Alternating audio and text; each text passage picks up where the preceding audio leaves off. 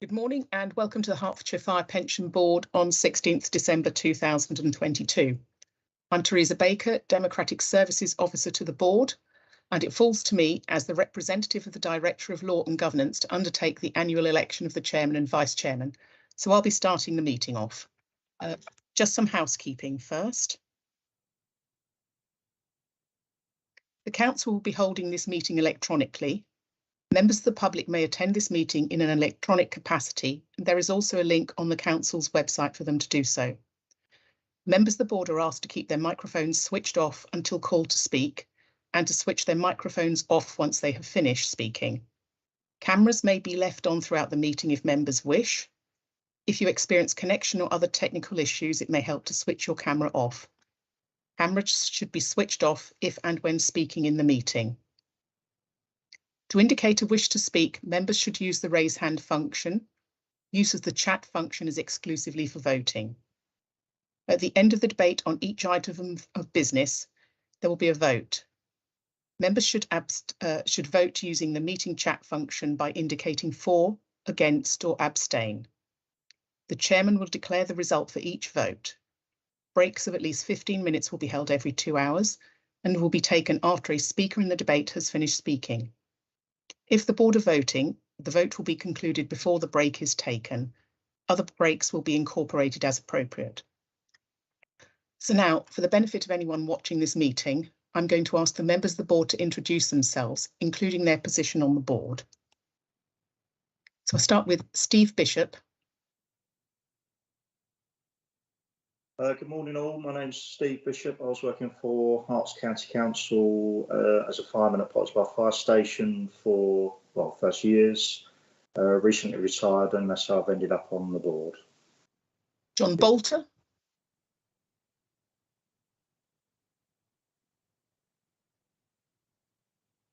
John Bolter. The schoolboy error. Good morning all, I'm John Bolter. I'm Head of Governance, Finance and Business Development in Community Protection Department. I'm a full board member on the employers side. Dan Cooper. Good morning all, I'm Dan Cooper. I'm a current operational watch commander within Hertfordshire Fire and Rescue Service. Been a member of this board for quite a few years now, and I represent the employee side of the board. Councillor Mark Mills Bishop. Yes, good morning colleagues, good morning everyone. Mark Mills Bishop, County Councillor, a member of the county side, and also I am Vice Chairman of the County Council. Thank you. And Simon Toohill. Good morning everyone, I'm Simon Toohill. I'm Assistant Chief Fire Officer with Hertfordshire Fire and Rescue Service. I'm also a Director for Hertfordshire County Council, and I'm here as an employer side representative.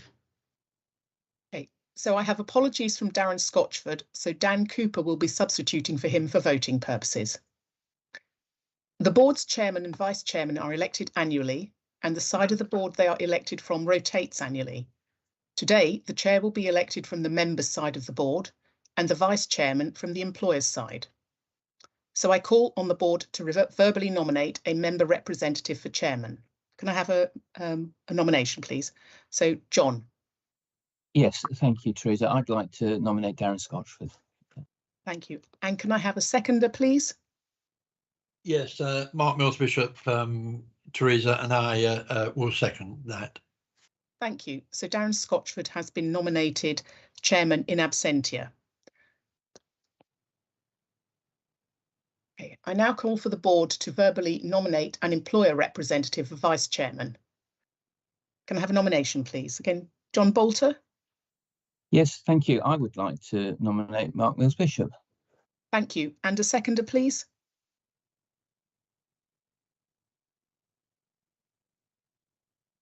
Steve. Yes, I'm happy to second that. Thank you. So Mark Mills Bishop is nominated as vice chair for the coming year. Let's see where I'm going to here. As the new chairman cannot be present, the vice chairman will be in the chair for this meeting only. Mark, over to you. Okay, thank you, thank you, Teresa, and good morning again, everyone, and good morning to all those who are watching our live feed. I just remind members that to declare any financial or pecuniary interest related to any matter that arises from the agenda. We move to the agenda then, and I look at the minutes, and I'm asking the board to confirm the minutes of the meeting held on the 14th of October 2022. If you could indicate that in the chat, for, against, or abstain.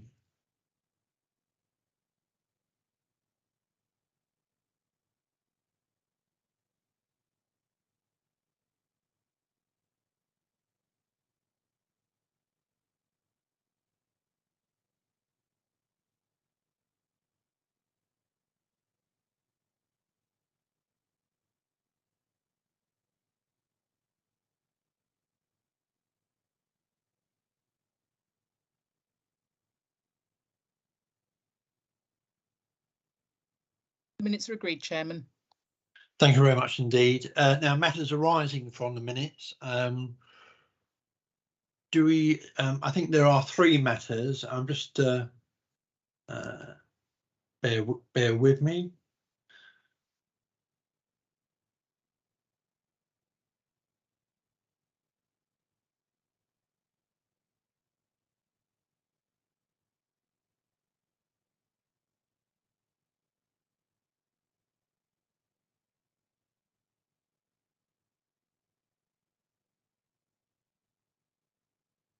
Looking at the minutes, I think we have. Is John on the line? Have we got John here? Yep. Good morning, Chairman. Hello. Morning, John. Sorry about that. I was having to go to another computer to. I have a bank in front of me. I think there were a couple of actions which related to you. I think the first one was at 2.6. I think. Yeah. The analysing the member retirement free text. Now I don't know if you wanted to talk on that or come back later. I can give an update on the 3 actions now if you would like, Chair, or I can cover it in my update when we get to the agenda item. If you cover it here, then and you may want to expand upon it when you come to your agenda item. Then no problem. So you've got 3, 2.6, I think, and 2.9 and 2.10. Yes, thank you. Yeah. So if I'm honest, Chairman, we haven't made as much progress as I would have liked to on some of these actions, but I'll give an update. So our member engagement team haven't conducted the analysis on the retirement surveys yet. So we will plan to do that before the next meeting. So I haven't got the analysis to hand. Action 2.9, which is the lessons learned. So I do now have a lessons learned document to share with officers that, and obviously as long as they're comfortable, they can pass that on to the pension board. Apologies that wasn't available again before the dispatch for the papers for this meeting, but we can share those lessons learned. And the discussion we had at the last board around cybercrime and some assurance that the board wanted from us around how we handle that. So our IT director has also now pulled together a document I can share, which summarises what we do at LPPA to manage cyber security and things like that in the business. So the documents are available, but apologies that they weren't dispatched in time for this meeting. Right, and they can then go out, can they then, John? Yes, they can. So I'll circulate them probably by close of business today. Officers at Hertfordshire will probably want to review them first, and as long as they're comfortable, then I'm happy for them to be circulated to members of the board, and then we can pick up questions in between the meeting or at the next meeting. Yeah. Okay. All right. No, you answered that. Thank you, then, John.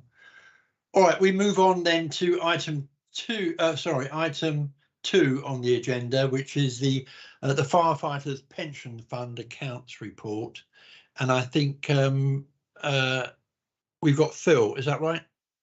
It is, Chair. Phil Prasad. All right then, Phil, over to you. Thank you, Chair, and good morning all. The Hertfordshire Firefighters Pension Fund accounts are included within the draft County Council Statement of Accounts, which are published online on the link under item 2.2 of this report, or are found in Appendix A. The County Council's accounts are audited on an annual basis by Ernst & Young, our external auditors.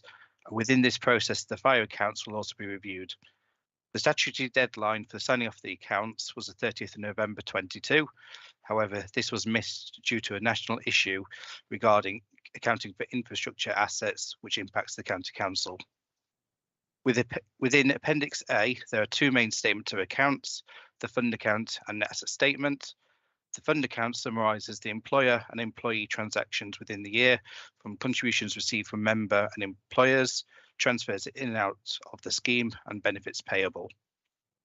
There hasn't been a large movement between financial years, apart from in one area, commutations and lump sum retirement benefits, which have increased by just under £2 million for the year. This is due to a number of senior firefighter retirements in 21-22. Originally, there were 12 forecast for the year, however, the 32 actually retired within this financial year. The last two lines of the fund account shows the final position of the fund. As the firefighter scheme is unfunded, if payments out exceed contributions, the Home Office will pay out a top-up grant to cover the balance. However, if payments are in excess of the payments out, the excess funds are paid over to the Home Office. For 21-22, the payments out exceeded contributions in, so the fund will receive a top-up grant from the Home Office of £9.45 million. To note, there is a slight presentation error in these accounts. The first £9.45 million, the deficits for the year, should actually be positive without the brackets in this case, and this will be corrected in the final audited version. The net asset statement underneath the current shows the current assets and liabilities of the fund. As the fund has to pay out additional cash to meet the pension liabilities, the County Council pay these funds and therefore shown as a current liability within the accounts. The figure of 3.84 million is lower than the 9.45 million in the fund account, as 5.61 million was paid over from the Home Office before the 31st of March year end. The remaining balance owed from the Home Office is shown as a current asset in these accounts, and I can confirm these were received on the 24th of October of this year. That's all I was going to say on these accounts. Happy to take any comments or questions on these.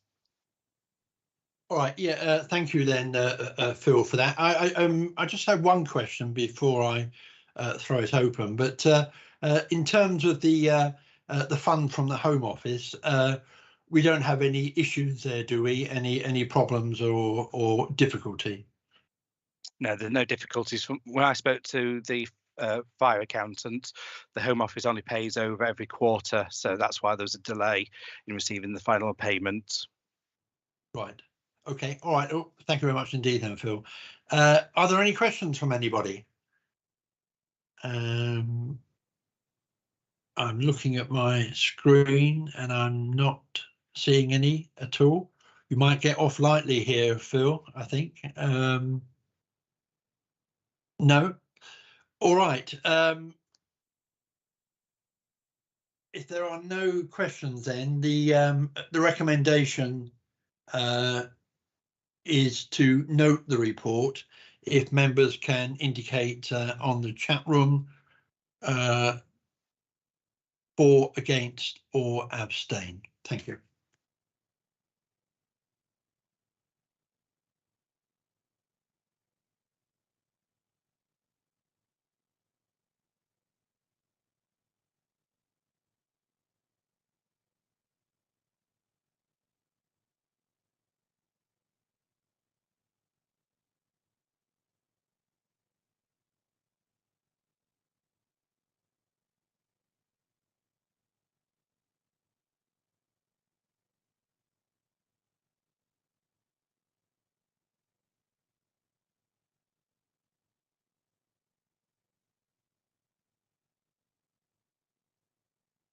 Okay, that's agreed then. Thank you, Teresa.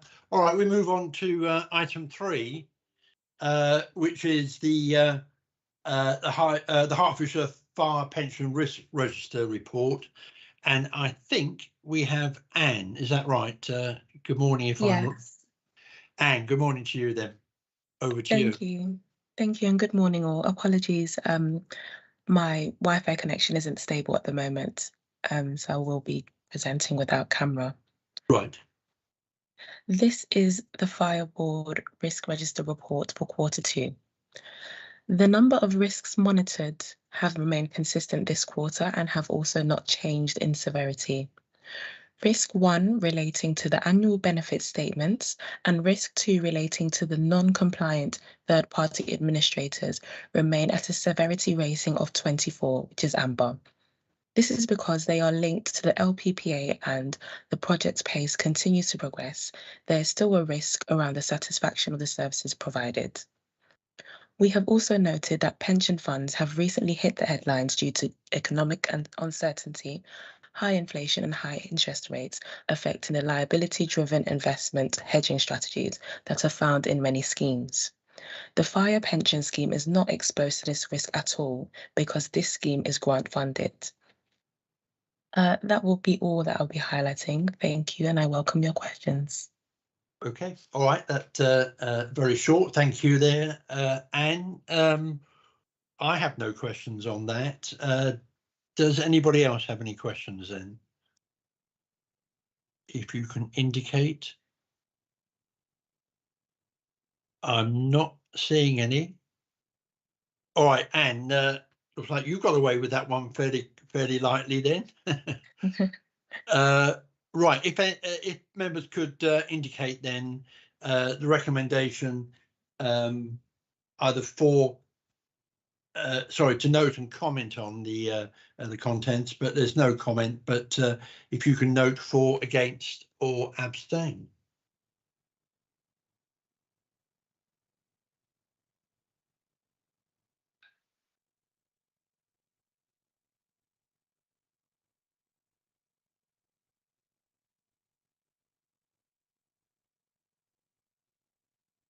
Thank you all. Right, thank you. That is agreed then. We then move very quickly on then to agenda item 4, which is the Hertfordshire Fire Q2 LPPA performance report. Now, who's going to present this one? Is it you again, John? Yes, that will be me. Yeah, thank you, Chair. All right then. Okay, John, over to you. Thank you. Good morning, everyone. So this is the Q2 performance report covering the period between July and September 2022. So if we looking at the casework performance in Q1, which was 88.5%, we have seen an improvement in casework performance in Q2. It's 94.3%. We did expect to see an improvement because there were no more migrations to UPM during that period. I'll try not to jump around too much, but just to give you an update, the migration to UPM for all clients has now been completed. So on the 5th of December, we are completely operating on the new pensions administration system, which is great news for us. So I'll give an update on the project, but we have successfully migrated. So between John, yes. and how, sorry, just to interrupt. And how many are we talking about then migrating over? So we had 18 clients migrating over. Right. So that was 10 local government pension funds, 7 fire and rescue services, and 1 police constabulary. So every client now has migrated across to UPM. And in terms of entirety of membership, how many is that then? It's just over 600,000. Right. All right. Thank you. Yeah, no problem. So now that we've migrated across, so we've agreed relaxed SLAs for the period between November, December, and January to help us complete the transition of work. So effectively, what we're trying to operate is a 90% SLA for any payment-related cases and 70% for everything else. Now, just to reassure the board, we will always prioritise payment cases, and obviously we'll always prioritise anything that's got a statutory deadline against it. But we needed to relax those SLAs just to help us complete the transition of work. In the performance report that you've got in your pack today, if we look at the individual processes, just again to provide some oversight on that, there is a bereavement process that missed the SLA. That wasn't impacting a beneficiary of the fund. There was no beneficiary, so it was a final pay and tax case, so it didn't impact a payment. If we move on to the pensions help desk, you will recall that following the earlier transition to UPM between January, February and March earlier in the year, our average wait times into the help desk spiked about 18 minutes. So what we were trying to do in preparation for the phase 2 go lives is manage the help desk in a slightly different way so that we didn't see a spike in calls reach those levels. So for October, November and December, so October, the average wait time into the help desk was 4 minutes. In November, it was 5 minutes. And December month to date, it's 11 minutes. That 11 minutes is slightly skewed by three particular days where the wait times did spike at 17 minutes. And that was following some planned system downtime that we had as part of the transition. And naturally, we would expect a spike in calls following some system downtime. Similarly, the first working day after a bank holiday, we always see a significant spike in calls. So if you take those 3 days out for December, the average wait is about 7.5 minutes. So the things that we put in place to manage the calls and the help desk in a slightly different way for phase 2 seems to have had the right impact. Moving on to registrations for the new member portal. So you'll recall at our last meeting when we were discussing this, when we moved across to the new system, all members had to effectively re-register for the new portal. So we went back to 0% registered. So between Q1 and Q2, we've seen a 17% increase in active member registrations, a 15% increase in deferred member registrations, and an 18% increase in pensioner member registrations. So it's all moving in the right direction, which is positive. It's good to see the members are registering and actively using the new member portal. And then the last thing I wanted to, well, there's 2 things I just wanted to mention, which is an update on Project PACE, the transition to UPM. So October, November, December, the remaining clients migrated across, which was nine clients and about 300,000 members. Some of the lessons learned, which apologies, we didn't share in advance of this meeting, that we carried forward into phase 2 have been managed quite well. So some of the challenges that we had with the phase 1 go lives haven't repeated themselves in the phase 2 go lives. We have launched some new functionality in the employer portal.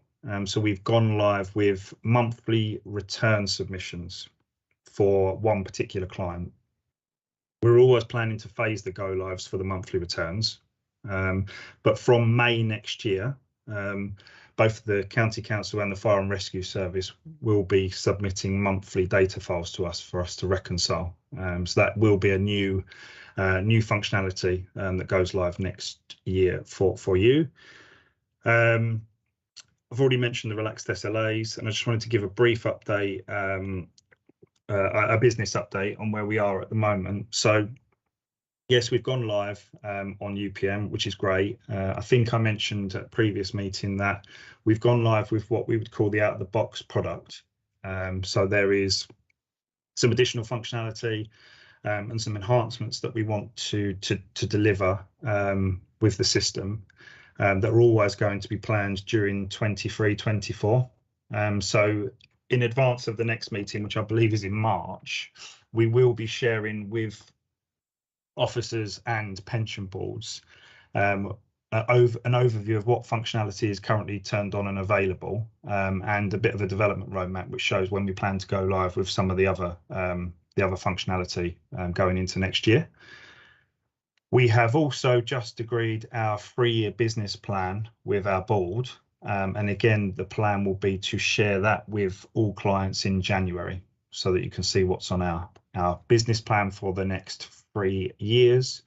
And thinking about recruitment and retention and the remedy later next year, we also have plans to recruit additional staff into the business. You're probably all very aware that it's very, very difficult to recruit people with experience, particularly on the fire scheme. So the plan is to recruit people into our fire team early in the new year, and then work with them to go through a training program so that we've got additional resilience in the fire team before October next year. So we're starting to plan for that now. So I'll pause there, Chairman. Happy to take any questions from the board. Yeah. No, thank you, John. On that final point you were mentioning, are there grumbles then coming through regarding I mean, the satisfaction level dropped, but is that in relation to retirement payments being made late, or difficulties around that? And if it is, do we have any idea of you know, how that can be remedied in the short term? Yes, yes. The dip in satisfaction has predominantly been in relation to delays. So obviously some of that will be delays in payments being made to members. So again, thinking about the recruitment and retention piece, we will be recruiting additional people into our casework teams early next year, and those individuals are likely to have to go through a training program so that they can manage those processes. So the plan will be to bring additional people in. We always knew that it was going to be a challenge after we go live on UPM, because what happens is there's a blackout period for every client, which means we can't process anything for 3 to 5 days in advance of each go live. So when we do go live with each one, there's a spike in work because we have to log everything on the same day. So everything that's been coming in during that period spikes in the operational team. So we have a pot of work essentially we need to get through, which we are obviously prioritising at the moment and working our way through. But it will take some time for us to get through that. So I think the next couple of months will continue to be bumpy, and then I would expect us to start to reach a position where we hit, meeting the usual service standards and get back to a place where it feels like a bit more of a business as usual environment for us. Right. Are we looking then at not the next quarter, but the one after? Because I mean, here you do have a reputational issue, and I would imagine that, if you're leaving one employment and retiring after a long period of time, you would expect to get your money, as it were, very quickly. Yes, agreed.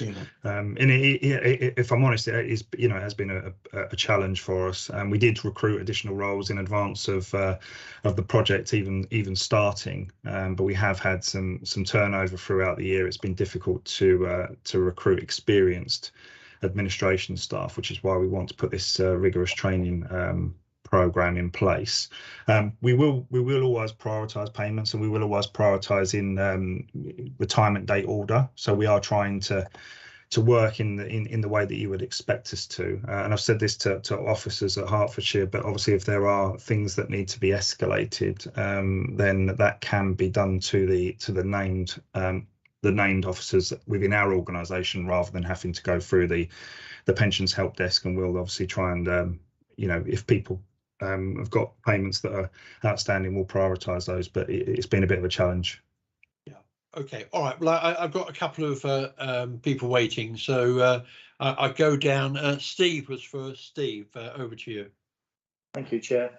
Morning, John. Morning. I just wondered if there was any issues with getting over and onto the pension point portal. You mentioned that the percentages of uptake, although you sort of mentioned them at 15-17%, that seems quite low, like migrating from the LPP system onto the pension point. And just before this meeting, a couple of days ago, I mean, I tried to log on myself, and you get to the point where it gives you, I don't know, they ask for a one-time code to be emailed, and I haven't received that, obviously. So that's stopped me migrating onto the pension portal. And I was just thinking with those low percentages, I just wondered if other people were struggling. Yes, thanks, Steve. So in January, February and March, when people were originally trying to register for the portal, there were a number of bugs that were fixed in advance of the phase 2 go lives. And we did the system supplier that we use recommended introducing two-factor authentication, which is why you receive this one-time code to make the login process more secure. So if you are still having issues, obviously if you can log that with us, and we'll investigate whether or not it's more widespread, or whether or not there's just an issue with your account, we can check that. The number of people registered is actually, that was the increase between Q1 and Q2. So before we migrated across, you had probably about 50% of the overall membership registered, and now we're probably at about 25%. So and we've only been live for 6 months, so it's actually quite good, the numbers that are registered for Pension Point overall. But we do have reports of some members having difficulties with registering, and some of those can be technical issues that we can resolve on our side. So if you do have any members that are struggling, if you ask them to contact us, and we'll try and navigate that with them. Okay, do you want to those numbers? You know, I misinterpret those numbers as being quite low. That's why I wondered, as I've actually had problems going on with it, whether others have had the same problems. Thank you. Yeah, thank you. All right, okay, thank you, Steve. Simon, over to you. Thank you, Chair. Morning, John. So in another role in Hertfordshire Fire and Rescue Service, I chair one of the meetings with one of the largest representative bodies in fire and rescue, which is the Fire Brigades Union. And I chair that quarterly, and one of our standing agenda items is always a discussion around pensions. It's fair to say that the last few meetings, the Fire Brigades Union have expressed significant dissatisfaction with how they think LPPA and how the Pensions Administration is working for their members. Examples include not being able to log on, some forms of delayed payment, staff not being able to contact the right members of people, the wrong figures being sent across. So for staff that work different shift systems, the not correct parts of overtime not being taken into account. And it's fair to say the Fire Brigades Union are holding my feet to the fire, saying the service that their members are receiving is not good enough. John Bolter was in this meeting, funnily enough, happened yesterday, which is why I committed to them to raise it in today's board to have a discussion. John was with me as well, so he's also got some details of some of the grumbles. Now, clearly, we're not talking individual cases here, but this has been a theme running through the last few meetings, and I'm just wondering if there's something we can do to try and assuage that fear, because actually it's a reputational issue. As the chair mentioned, in terms of we want our I want my staff and the Fire Brigades Union want their members to feel very confident that when they're asking questions or they're retiring, they're getting accurate forecasts and an accurate pension. And I might let Mr. Bolter come in as well to make comment on that, if that's okay, Chair.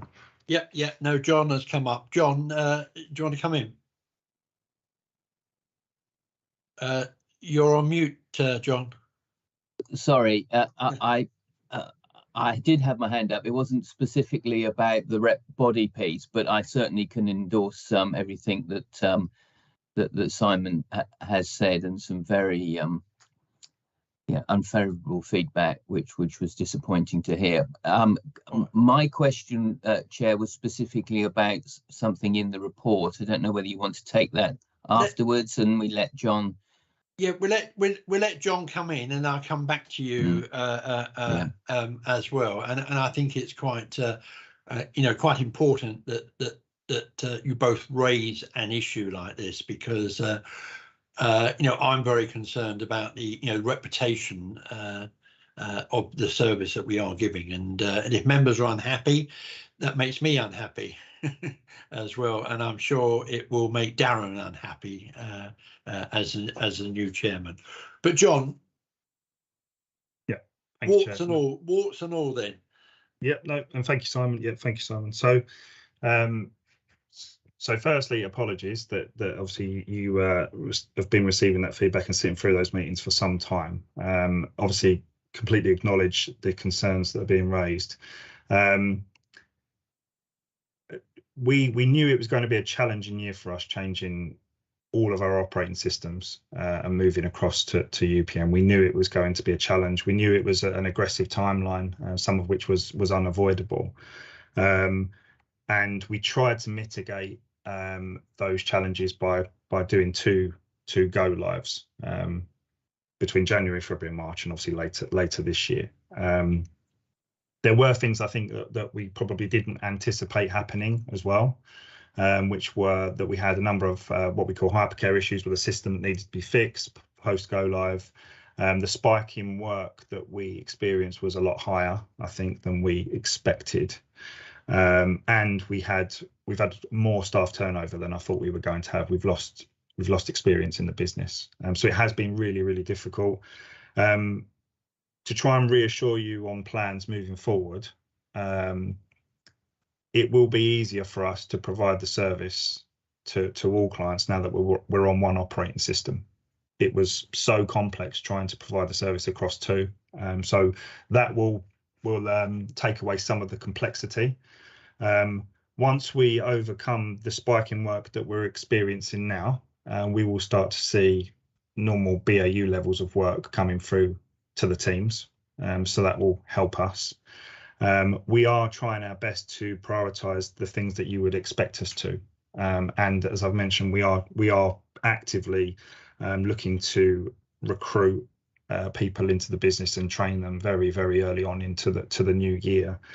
So I think to manage expectations, if I'm really honest with the board, I think it's going to be bumpy again during Q4. I think it will continue to be bumpy, but I think you will start to see improvements towards the end of Q4 and more noticeably in Q1 once we've landed some of the things that we've got in the pipeline. So I wouldn't want to say that it's all going to be fine in the new year because I think that's unrealistic. But we have got plans to deal with some of the challenges that we've had, and I do apologise for the feedback that's being received. And you know, I'm as disappointed as you. We don't want to be providing a service that's not to the levels that we would normally expect to be providing. But I can reassure you that we have got plans to deal with the challenges that we're experiencing. Thank you, John.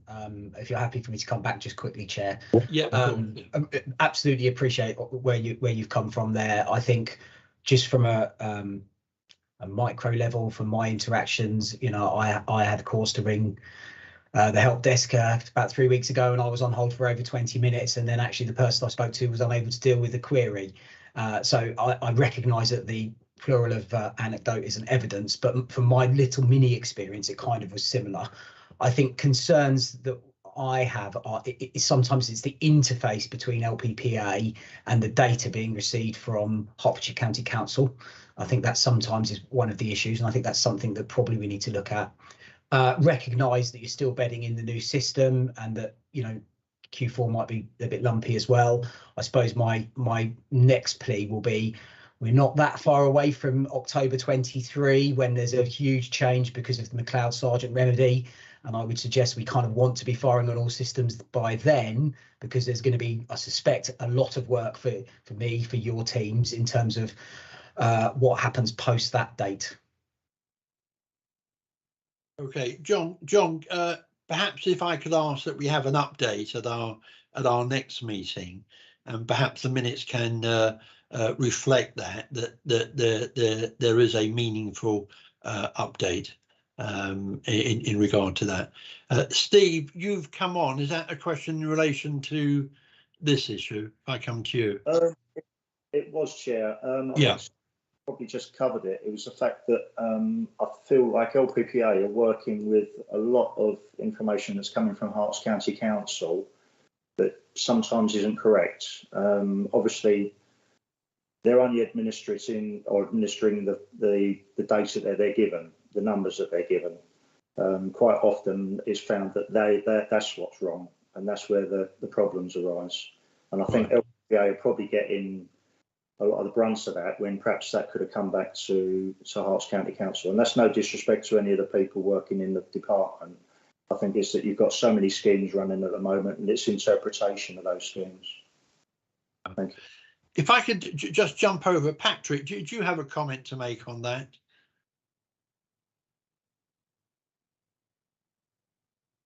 I think in respect of the data, I'd invite my HR colleague if she's on the call. I don't really get involved in submission of data from Hertfordshire to the LPPA. So Rachel's here; she can address that concern. Yeah. Okay. Yeah, Rachel, go ahead. Hello. Yeah. So I oversee, I suppose, the data that gets sent to LPPA from SECO colleagues. So if you've got, I'm quite happy to look at the specific examples that you've got, Simon, and see what's been going wrong, what data is, being sent incorrectly, and then I can sort of look at our processes and see how we can correct those. Thanks, Rachel, and I know you have a regular meeting with ACO Mark Barber. So in the FBU level 1 meeting yesterday, my commitment to the FBU was that they should be then feeding that information to Mark, who has that regular meeting with you, so that they can hopefully solve all of those data issues before it becomes a problem. I think what was happening is the FBU are often trying to fix it themselves on behalf of their members. And actually, my view is that the FBU shouldn't really have to get involved in pensions, because it should just work. Our members, our firefighters should retire and the figures should go and they should just get a payment. You shouldn't require intervention from a representative body for them to get the payment that they deserve. And so I've said, if the members are contacting the FBU, the FBU then can send that to Mark Barber, who has the regular meetings with you, I know, Rachel, once every couple of weeks, and then hopefully we can start to get ahead of the problem before it becomes a problem. Yeah, that would be useful. And also, I mean, if members are having problems, if they think their data isn't correct, what's gone over, and they don't seem to be able to sort of resolve it, I'm happy to kind of have a look at those queries myself and see where things are going wrong, or to escalate things internally if it's necessary. Great, thank you very much. Okay, Rachel. Patrick, you've come back on, is that right? Yeah, I just wanted to add, and John might correct me if I'm wrong, the submission of monthly returns going forward may assist the quality of the data, because at the moment they're only submitted annually, and so I think errors will be picked up a lot quicker in data submissions. Is that correct, John? Neil? Yeah, that's correct, Patrick. Yeah, so from May next year, the plan is that we'll be starting to receive the monthly files. So for effectively that'll be April's data, so from the beginning of the next financial year, which will improve things. And just one other quick thing to add, so the employer portal that we've gone live with, which is effectively where we pass information between the county council, the payroll and LPPA, we're going to continue working with payroll providers and users of the system to continue developing it, because it should be, as everyone said, it should be relatively seamless. Things should be automated where they can be. So I think we have got an opportunity when we start receiving those monthly files for things to work a bit slicker than they currently do. But it's just a timing thing. We're just a few months away from being able to see the benefits of that. Okay. All right. No, well, thank you very much indeed, everyone, for the input. And I know there will be a lot of FAR members watching the live feed, and I want them to be reassured that that we are aware and dealing with the issues that have arisen. And as I mentioned, John, if we can have an update, a meaningful update again at our next meeting. And thank you, Simon, for highlighting that today, and through or from the FBU. All right, let me go back to John. You wanted to come back on another matter. Yeah, thank you, Chair. So 2 questions, if I may. First, around the recruitment piece, John, could you help me? Is it about filling existing vacancies? And so you're essentially, is the issue about topping up, or do you actually have plans to expand the size of the team? Is my first question. The second one is with reference to the report itself on page 13, which is the casework performance against SLA, where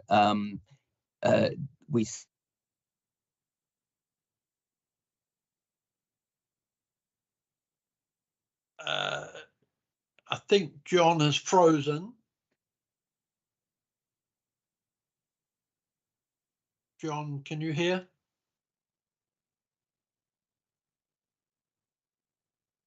Am I right in thinking John has frozen? Is that right? It looks like it. Perhaps John Crowhurst could answer the first question while we wait for John Bolter to unfreeze. Yeah, to come back in. Yeah, no problem at all. So the recruitment is to fill vacancies, and we do plan to grow the sizes of the teams in advance of things happening later next year, and we plan to do that recruitment in January, so we've got time to deliver the training. John, So sorry, I was going to say, John, you froze on us. You've got to put another shilling in the meter. Sorry. Yeah. Thank you. Yes. No, I've got a next door now to keep things going. So yeah, thank you. And I got back just in time, I think, for John's answer on that one. But yeah, I don't know when I cut out, but my question around page 13 was around the considerably lower figure of 66, I think 0.7, I think it is, compared with the other stats that come back. And I just wondered if there was any particular explanation for where we're members are being let down or aren't as satisfied in that respect as they are for others. Yeah, thank you, John. So so the volumes of the processes processed is quite low. So as soon as we miss one, it does have a material impact on the way that looks. But I did check the bereavement processes that missed, and none were beneficiaries or waiting for payments. Okay. Just to reassure you. Okay, thank you. Okay, thank you, John. Now, John Crowhurst, back to you. Did you want to finish off your presentation? I think that was that was all I was going to cover, Chair. Right. Okay. Anything on? Am I right in thinking Appendix B? Nothing on there. I wasn't going to highlight anything on Appendix B, Chair. Right. Right. Does anybody else have any questions in relation to Appendix B? I just wanted to there was one thought that I had, which the fire contingency decisions, and there was a number of topics which were covered by the contingent decisions, and it would lead to a clear understanding and how these would be identified, and I just wonder when that would come through. Am I reading that right? Yeah, probably Neil's probably better place to answer that. Sorry, I raised my hand to help you, John. Yeah, Neil, you're there. Go ahead, Neil. Yeah. Yeah, it's probably worth giving the background to. Obviously, this is all connected to the whole remedy situation, the McLeod Sargent remedy, which of course it doesn't just affect the fire scheme. This affects all of the public sector schemes, and as part of the civil service have put together a group that is looking at all the impacts across all of the different pension schemes on these specific items, and what they're dealing with them as under these it's all being dealt with under what's being called a project definition. Documents are being produced on different areas, and what we've listed there are some of the areas that are contingent decisions that are being picked up and covered by the documents that are being put together. So there'll be national guidance which will be applied to whether somebody who is a member of the NHS or a teacher's scheme or fire or police. So the same overall ruling is taken into account to make sure that they're treated in a consistent manner.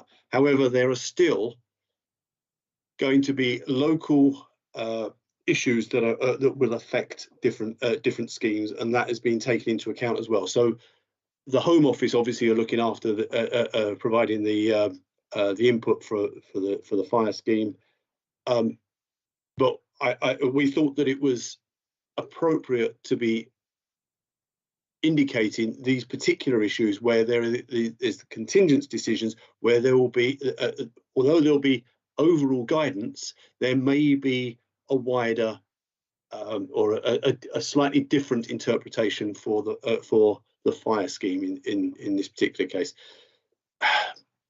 The example for opted out members, you know, I think it's quite likely that a national approach will be given, but because there was strike action in the advance of the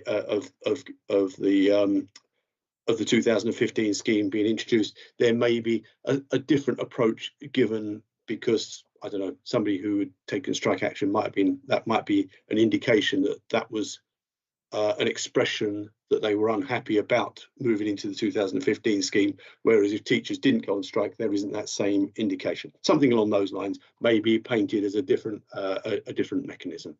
Does that start to make some sense? Yeah, no, thank you for that. No, I do appreciate it. All right. Does anyone then have any further questions? If not, then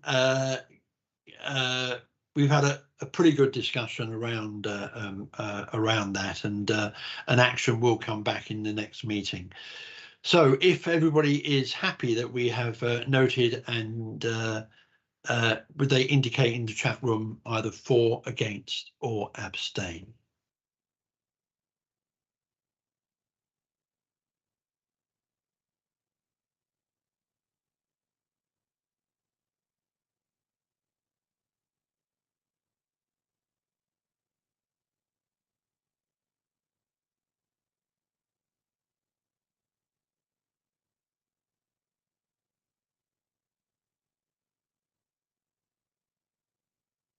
Okay, yeah, no, thank you, Teresa. We are there, and that has been noted and agreed. All right, we go on to item 5, coming to the end of our meeting, which is the date of the future meetings, and they are indicated on the 23rd of March next year and the 19th of July next year, both at 10 a.m. Any other business? I have not been informed of any other business.